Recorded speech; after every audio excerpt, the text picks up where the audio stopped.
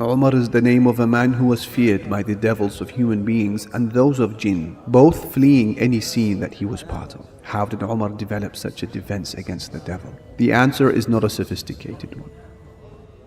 Umar would immediately seal any gaps in his life that he felt could lead to the entrance of satanic suggestions. And I share with you one such example.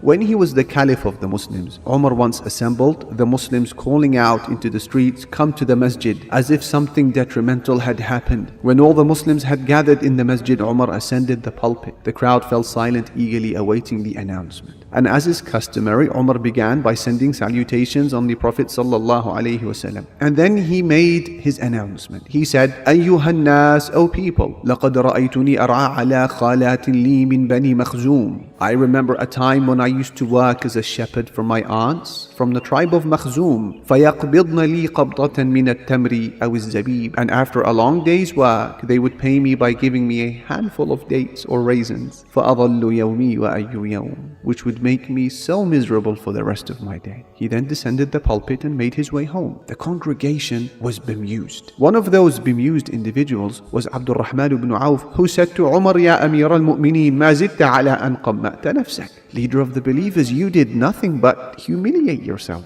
And Umar's response was phenomenal. وَيْحَكَ يَا ابْنَ عَوْفٍ, woe to you, O son of Auf. إِنِّي خَلَوْتُ فَحَدَّثَتْنِي نَفْسِي, I was sat alone with myself. And then I heard myself whispering to me, "Anta Amirul Mu'mineen, you are the leader of the believers. فَمَنْ ذَا أَفْضَلْ مِنْكَ, so who can be better than you? فَأَرَدْتُ أَنْ أُعَرِّفَهَا نَفْسَهَا." And so I wanted to teach my soul a lesson. Subhanallah. Umar wasn't fooled by his very self, let alone an external whispering of a devil. Sins left unchecked grow ferociously, much like weeds. We should cut them off at their roots and at their first appearance. A simple glance can be followed by another, then an appointment, then a meeting, and finally a regrettably painful sin that weighs heavily on the back of the sinner. The further along this path a sin is allowed to traverse, the harder it is to overcome. So no matter what sin it may be it showing off, self-admiration, substance abuse, extramarital activity, prohibited financial transactions, unlimited use of the internet, abuse of the hijab, cut it off at its root, just as Umar did. When the sin is still in its infancy, when it is still a suggestion, Shaytan is weak, and so are his plots. This is certain because Allah the Creator Himself said that the plot of Shaytan is weak. He can't come to you unless you allow him to in the first instance.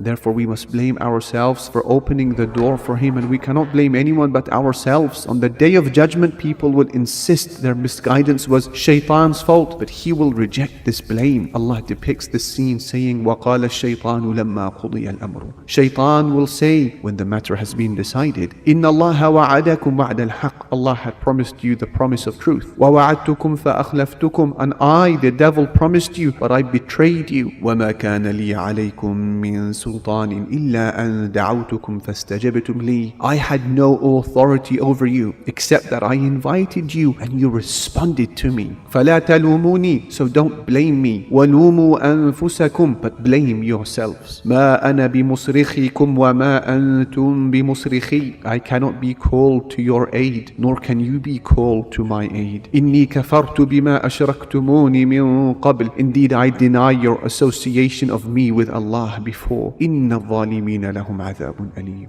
Indeed, the wrongdoers will suffer a painful punishment. So, reject the whispers of Shaytan when the sin is still an idea, when the habit is just a thought, when the obsession is still just a curiosity. In fact, Umar at times would be heard speaking to himself to ensure that his own internal voice was louder than any potential satanic whispering. Anas ibn Malik narrates, I was once walking with Umar until a wall separated us. I heard him saying from the other side of the wall to himself, Umar ibn al-Khattab, Amirul Mu'mineen, bakhin bakhin, Wallahi la tattaqiyanna Allah ya ibn al-Khattab, aw la yu'adhibannak. Umar ibn al-Khattab, leader of the believers. Well, I swear you will either fear Allah, O Umar, or he will punish you. Look at how Umar spoke with himself, ensuring that his internal conscience was a voice louder than any other. Today, many Muslims try to validate their lack of Islamic commitment with arguments that their environment is full of haram and that no one is advising them. Yet, our predecessors, as you just heard, wouldn't wait for other people's advice. They would advise themselves. And that is because Allah subhanahu wa ta'ala said, بَلِ الْإِنسَانُ عَلَى نَفْسِهِ بَصِيرًا. Man is a witness against himself. وَلَوْ أَلْقَى مَعَاذِيرًا. Even if he puts forward his excuses. The early generation of Muslims did not allow the welfare of their hereafter to be hinged on other people. They would advise themselves. And this type of self-introspection that I speak of may be achieved with, for example, an inspirational phrase hung over your desk, through listening to Islamic lectures, or through righteous friends that you keep near to yourself. It may even be through a piece of paper which you keep with you. There was a man who used to follow Sufyan al-Thawri, one of our predecessors. He noticed time and time again Sufyan would take out a piece of paper from a small box. He would look into it and then he would put it away. This man became curious as per what was on the paper. And so it so happened that this paper fell into his hand and on it was written, Sufyan, اذكر وقوفك بين يدي الله عز وجل. Sufyan, remember that you shall stand before Allah.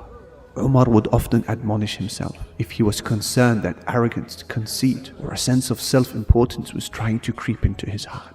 Despite the numerous promises of paradise, he did not allow himself to become complacent for a single moment. It was also known that he would not take part in the funeral prayer of a person who had died unless he saw Hudhayfa ibn al-Yaman praying upon him first. This was because the Prophet ﷺ had informed Hudhayfa exclusively of the hypocrites by name. On one day, a man from the hypocrites passed away, and so Hudhayfa did not pray upon him. Umar asked Hudhayfa, was he one of them? Hudhayfa said yes. Umar then said to Hudhayfa, Billahi minhum ana. I ask you in Allah's name, am I one of the hypocrites as well? Hudhayfa said to him, no, and you are the last whom I will ever inform. Umar exerted a colossal and continual effort to seal all of the possible entrances of Shaytan into his life, neutralizing every attack. And we are similarly aware of Shaytan's particular entrances into our own lives. We must identify those entrances, lock those doors once and for all, and throw away the key.